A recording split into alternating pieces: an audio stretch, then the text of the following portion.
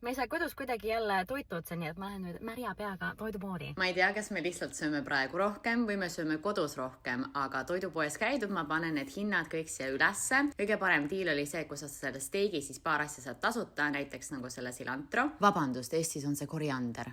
Üldiselt peekonid ma ostan ainult siis, kui ta on alla hinnatud ja hoian teda sügavkülmas, aga täna ma põhimõtteliselt ostsin hästi palju juuri ja puuvilja, sest mul on plaanis teha puuviljatopse, fajitasid, tai suverulle ja muidugi mul on üks ahjukana vaja ära teha, kus ma võtan selle kana nende rullide jaoks ja ma tahaks seda ka teha nagu suure einena ja sealt jääb raudselt kana veel üle, nii et ma arvan, ma teen kas kanasuppi või kanasalatit ka. Nii, hoidke nüüd need maasikad meeles, sest et pärast näete, mis juhtus nendega ja sama kohe tuleb vaarikatega, teised puuviljad olid kõik okei, aga jah, mingi video lõppu, kui tahate naerda natuke üle. Igal juhul ma nägin, et avokaadodel on selline diil, et 3 daala eest 5 tükki, nii et ma võtsin lausa 2 kotti ja hea asi selle kõige juures on see, et kui me koju jõudsime mu ämma ja äia juures, siis ma koristasin kogu oma köögi ära, nagu küürisin oma kööki, seal juures ka mu külmkappi ja ma viskasin ära kõik toidud, mis on nagu pahaks läinud või vanaks läinud ja nagu nägi välja nagu tutt-tuus, nii et mul on nüüd hea meel osta ka asju, mis täidavad mu külmkappi vahelduseks, et kõik kartulid ja asjad mul olid tegelikult otsas.